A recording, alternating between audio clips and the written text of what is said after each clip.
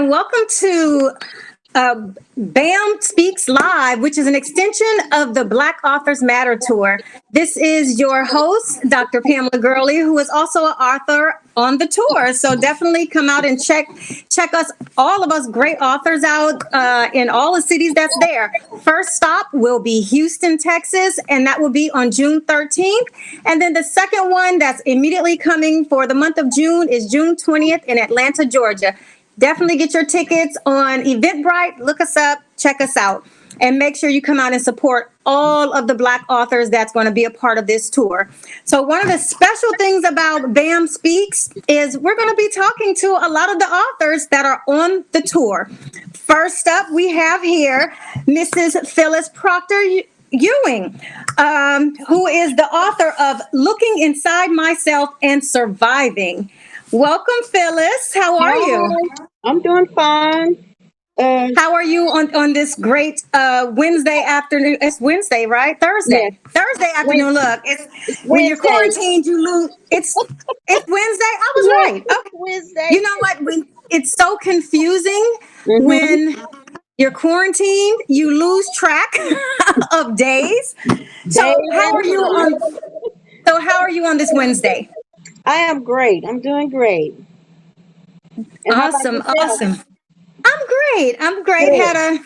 Had a crazy day, but you know what? Never too crazy to make time for a lot of the great authors that's on this tour. So tell Yeah. us a little bit about yourself. Well, I'm Phyllis Ewing. I'm from Waco, Texas, born and raised. I've been married 29 years. I have two daughters and two and a half grandkids. So, but I've been busy. I just wrote my first book. I'm getting involved in a lot of stuff in the community. So, yeah, I'm excited. Okay. Congratulations on the grandbabies and congratulations on finishing your first book. Yes, yes, What yes. what was that writing like for you? What was it like when, just writing about yourself and, just pouring everything out in here? At first, it was really, really hard. Yeah, I kind of had second thoughts because as I was writing, I was like, okay, what are people going to actually think about me after they get through reading the book? But then I got Yeah. to thinking, hey, it's my story. So, everybody has a story. But it was really hard putting my thoughts to paper. But once I got started, it became a little easier. Yeah. Okay. Mhm. So what did you learn about yourself as you wrote about your journey, of the journey of your life? I've been through a whole lot of stuff. I've been through a lot. And I guess that's why I titled it Looking Inside Myself and Surviving, because I've been through a whole lot. And a lot of Mhm. people that probably would have been, stuff that I've gone through, they probably wouldn't survive if they didn't have the strong willpower to. So, Mhm. yeah, it made me stronger. Okay. It made me Oh, stronger. so you know what? Talking about your journey, you talked about your youth and your childhood and growing up not being really not having friends and having siblings, but there was such a distance between them that you still really didn't learn about being a friend or even becoming a woman and what that really meant. Share Right. some of those feelings that you were writing with that, as you said and wrote about that, especially when you talked about friendship. Do you have friends right now? And how Yeah. did that shape your friendship now when you was not a friend, when you didn't really understand what friendships meant? Well, when I was coming up, like you said, I really didn't have any friends. I just had people that I grew up with. But as Okay. far as having close friends, no. Now I do. I have a selective few that I really what I would call my go-to friends that you can really Mhm. trust and tell secrets and it's not gonna go anywhere. I have a few, but it was hard for me making friends. It was hard. Let's take me through that journey, because sometimes if you've never been a friend before, I mean, it's just like becoming a wife. If you've never been a wife before, you learn that journey. I mean, you've been married 29 years, so I'm sure there was a Mhm. journey that you had to learn Yeah. of the process of being a wife. What was that process like becoming a friend? For me, I just had to kind of like step out on faith and just kind of Mm-hmm. take it as it, as it came, as I began to talk to people and we begin to engage in conversation. I felt like, okay, this can be an actually good friendship. And I had always told myself if I ever found a true friend that I would always be truthful and honest with that person. Okay. So I have learned to do that. But at first, you kind of go into it blind. You're not knowing, okay, I don't know if this person is actually going to be my friend or not. But I just went for it, and hey, it came out for the good for me. Okay. Did you trust too easily? Do you feel like you talk about some of the experiences and the bad decisions that you made in your book? Do you feel like you trusted too easily because you really didn't have an understanding about life and friendships and just relationships? Yes. Then growing up, I really, I was kind of like, I really wanted to be accepted. So I kind of like trusted people like really, really easy. But like for now for me, it's like, it's kind of hard to trust sometimes. It just depends on what the situation is. So why, what makes it hard to trust now? You say it makes it hard to trust based on your experiences, but what in Yes. particular caused Particularly, you to not trust? from my experiences, sometimes when people tell you that they love you or, they support you and they got your back no matter what. And, but when it actually come down to it, they kind of like leave you hanging. Mm-hmm. So for me, is sometimes I'm like, when people tell me that and I'm like, okay, I'm gonna like kind of take my time with this because I don't know if this gonna be a failed thing or if this person actually gonna really be there for me. So yeah, it's just a give and take with me.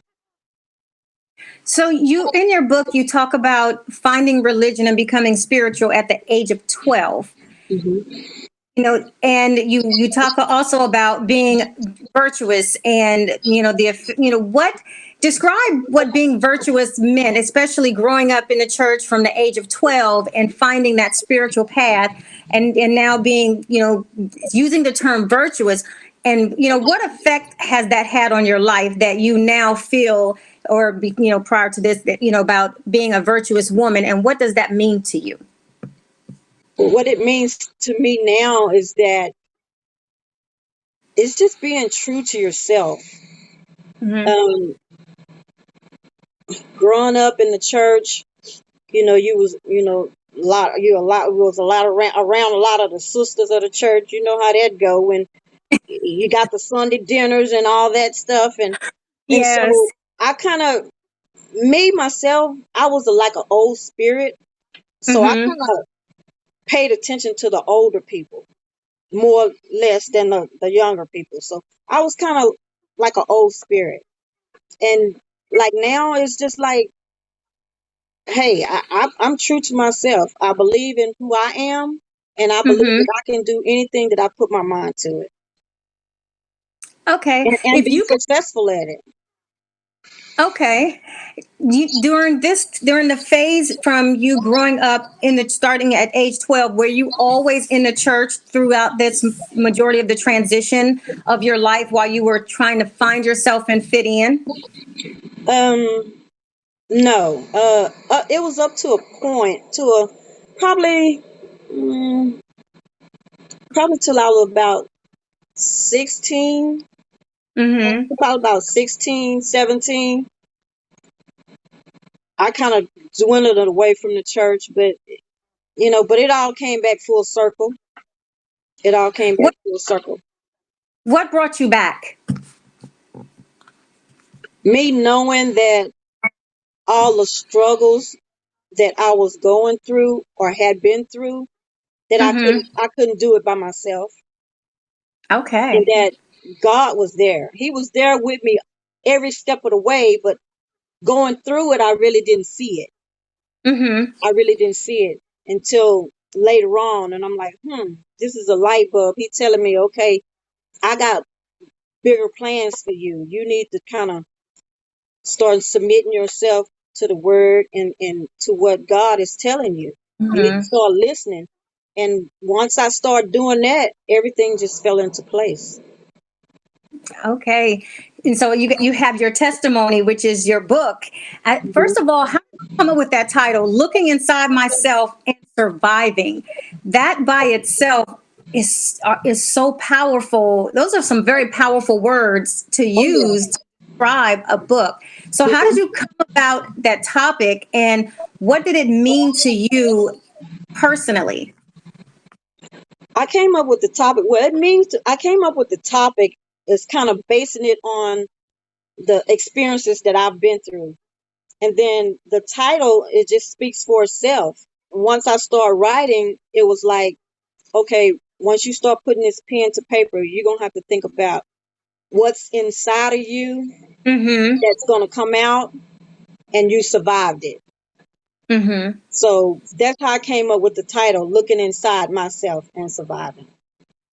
Was writing your it's like a memoir. So writing your memoir, was it like therapy for you? And Yes, what did you learn most about yourself? it was definitely a lot of therapy for me. It was good therapy for me because I was able to release a lot of, of things that had happened, and I was holding it in. So as I was writing, once I got through with certain chapters, I was like, "Whew, Lord, I'm glad I'm through with that one."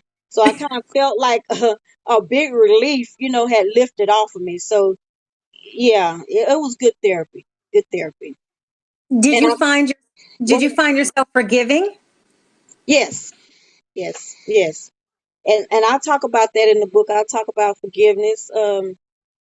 Once I put it all down and got it all in order, I was like, okay, I'm gonna have to set aside everything else and forgive. I just started forgiving, Mhm. forgive. But it was hard for me to do that before I wrote the book.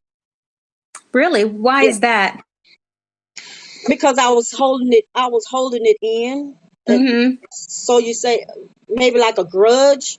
I was just Mm-hmm. holding it in, and I would often think about it, but I'm like, okay, you know, I I'm just gonna go and write a book and just put it out there. So that's that's what I did, and it was a big relief once I got through with the book, Mm-hmm. birthed it, as they say. Once I got through having that baby, it was well worth it. It was well worth it.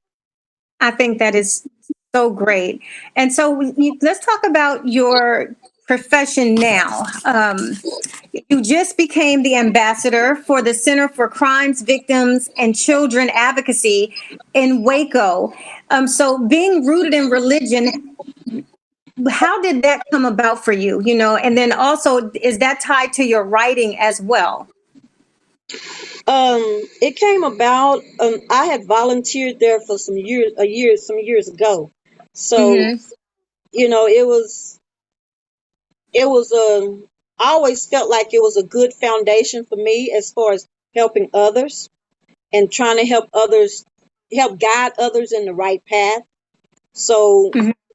this year, I just, actually a few weeks ago, I just got in contact with the people, and they end up calling me back, and they were like, "Well, are you interested in being an ambassador?" And I'm like, "Well, yeah, of course."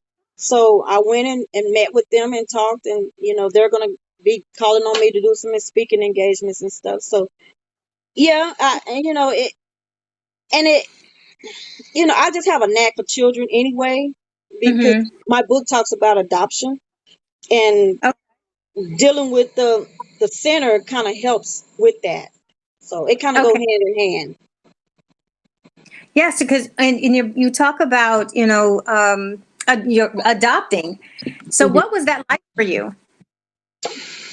Ooh, that was, I'm going to say it was definitely a blessing Mm-hmm. because I had went through so much and I already knew at, at that time in my life that having children of my own was not an option.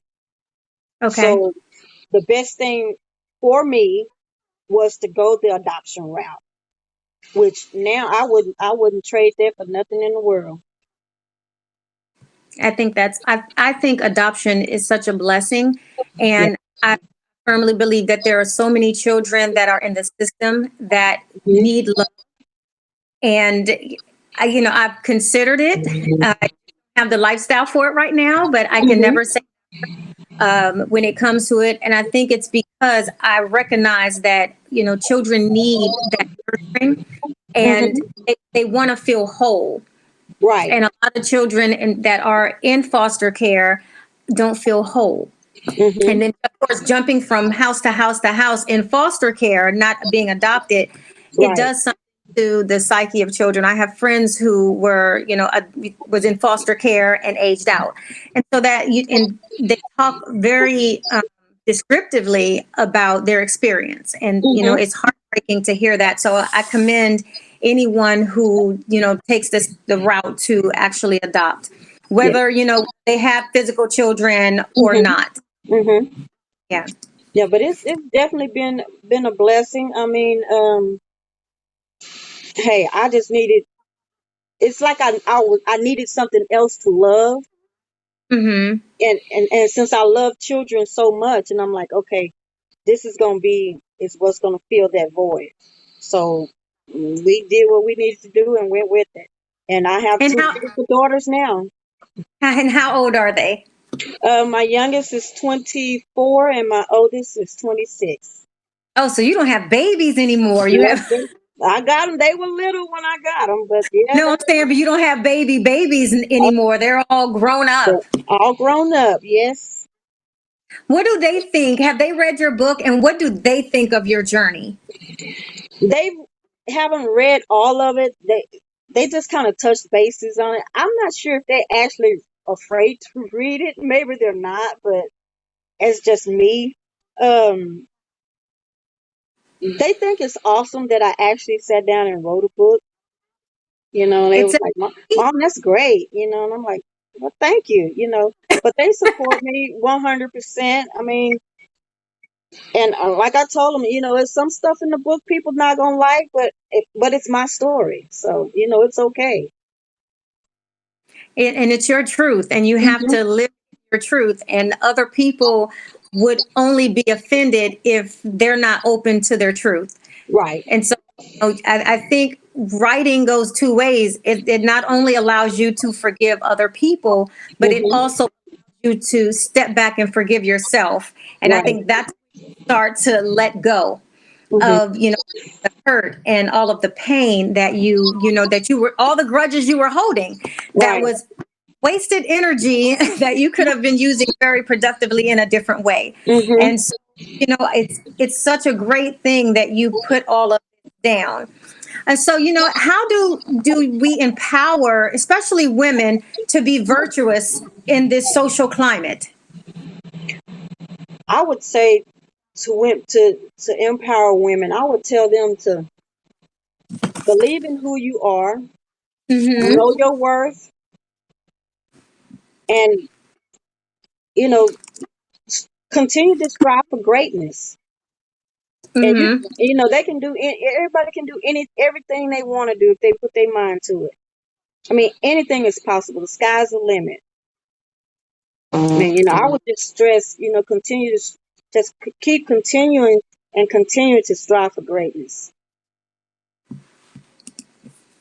Okay. And I highlighted your book right now on the screen.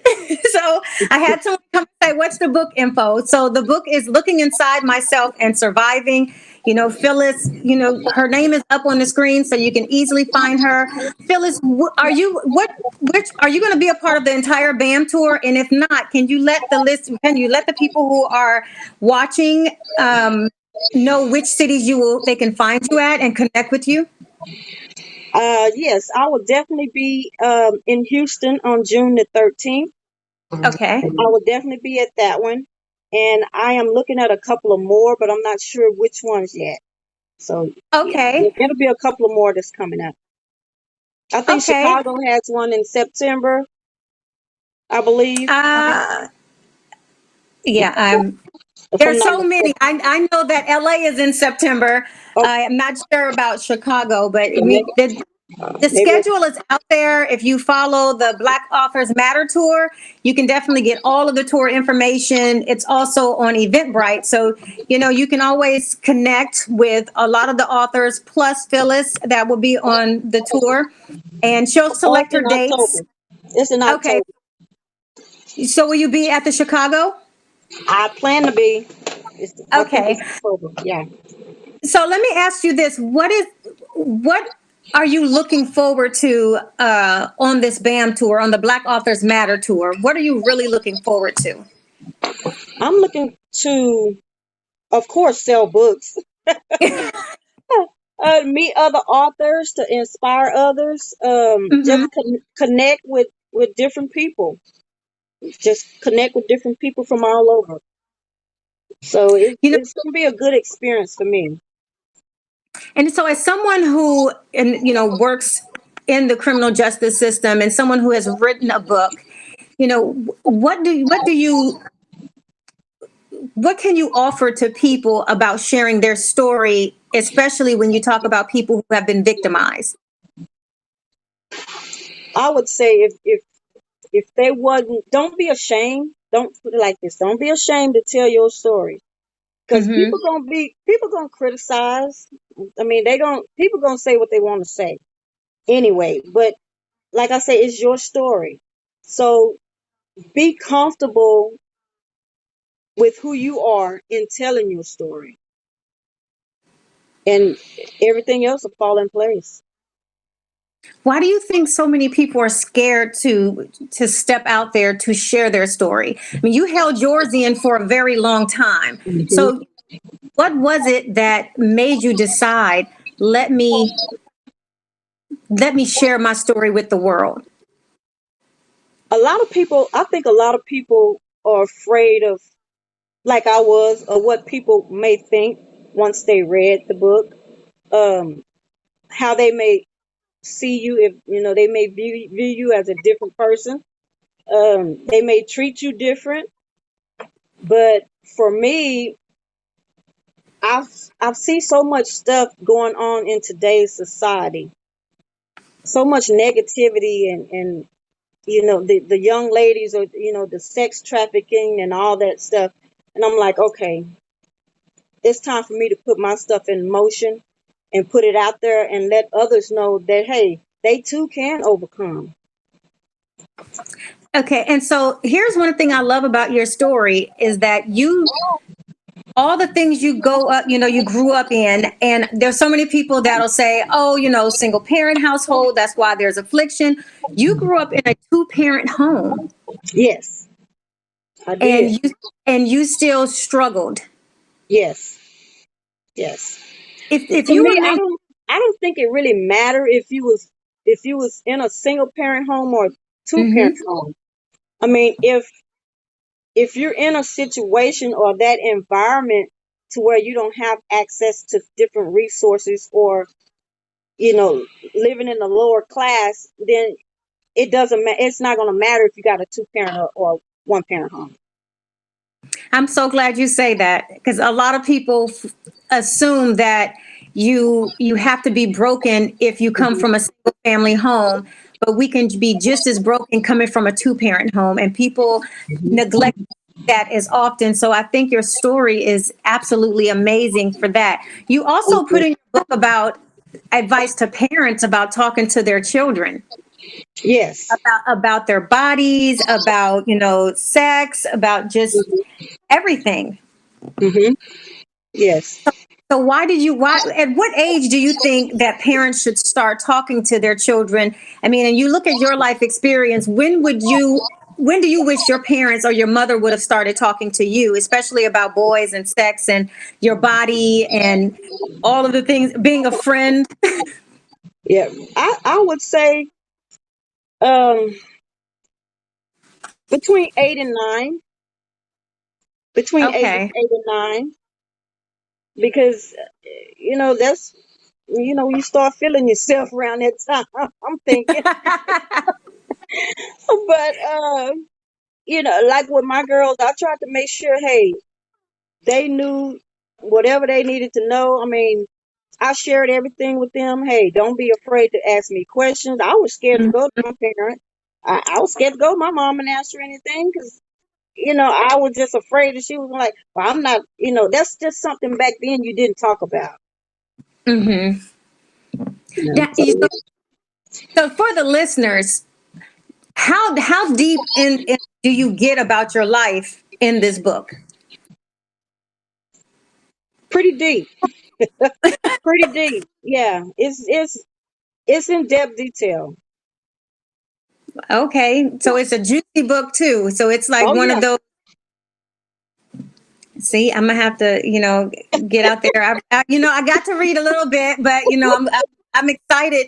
I think you learn the most. So, from other people's journey. So, what do you Mhm. want people to take away from your book? I just want them to be inspired and for them to know that it's okay that you was once broken. But once you rise above that, you'll be better than ever on the other side. So, hey, just keep going. So, did you at any of this given time seek therapy to help you overcome a lot of the adversities that you were, dealing with and the things that you've written about? Um, Not until, what you talking about, as I was growing up, or you talking about after I wrote the I mean, book? during any of that time period, did you ever seek therapy? Because, so writing a book, for one, is therapy in and of itself because you finally Mhm. start pouring out these emotions.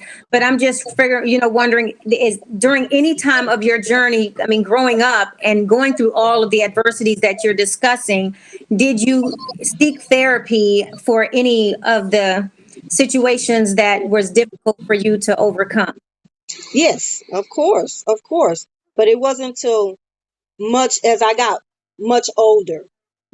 It wasn't until I got way much older before I actually start seeking counseling and therapy and stuff. But yeah, I mean, it helps. It helps. What was that turning point for you? I mean, because what I want to do is I'm curious because I know people fear going to therapy, Hmm. uh, judgment, and Hmm. so I'm wondering what was that pushing point for you that you said to yourself, I think I think I need to seek outside myself and outside of my relationships with my girlfriends and get, real therapy, professional assistance with my emotions.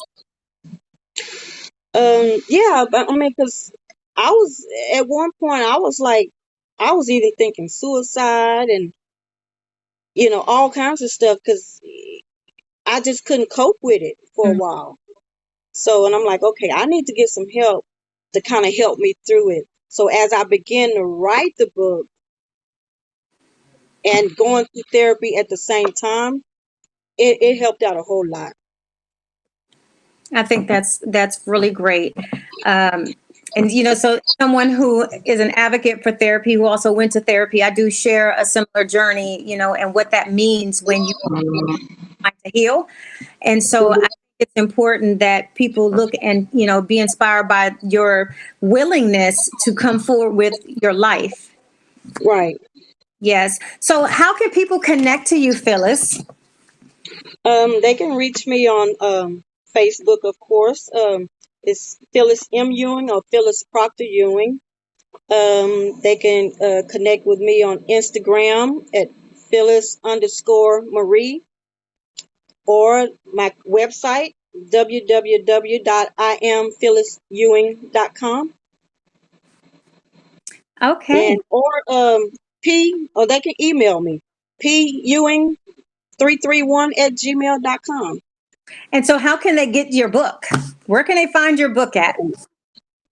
They can purchase it from me, my website. It's on Amazon.com. It's in Barnes and Nobles nationwide. And also it just launched in several bookstores worldwide. Okay. Congratulations. Thank you. What's that feel like? I'm still in awe. I can't believe it. It's just like when I first had my first pop-up sign made. I was like, oh man, is that me? So it's exciting. It's a good feeling. It's a good feeling. I think that's so great. That is 100% great. Well, we here appreciate you, Bam, for taking the time to be a part of Bam Speaks Live. And you all definitely please come out to the BAM, the BAM tour, which is the Black Authors Matter book tour that is now, going on from city to city, several cities. Look us up, follow the Black Authors Matter tour on Facebook. And also you can follow the BAM tour, DABAMTOR, on Instagram. Connect with the authors, purchase their book. No, none of us write for no reason. I think all of us write to inspire, whether we are looking Mhm. at fiction or nonfiction. And I think it's Right. important to note that, even if it's, nonfiction, a little fantasy is always therapy. Oh yeah. Sometimes being able to just get away. And Mhm. so I'm going to be excited to meet you. I won't be in Houston, unfortunately, Okay. but I will be in Atlanta. I will be in Chicago. I'll also be in Detroit, and I'll be in LA. Okay. Sounds great. So hopefully one of those I will get to formally meet you. Okay. And, and I look forward to, reading your book. I'll definitely be purchasing your book right after we get off of this live. All right. That'll work. You all, thank everyone, thanks all of you who have tuned in. I really appreciate the time, that you have taken, and I'll make sure and run this back through so that you can learn a little bit more about Phyllis Ewing. All right, everyone, take care and have a great evening. All right. Bye, everyone.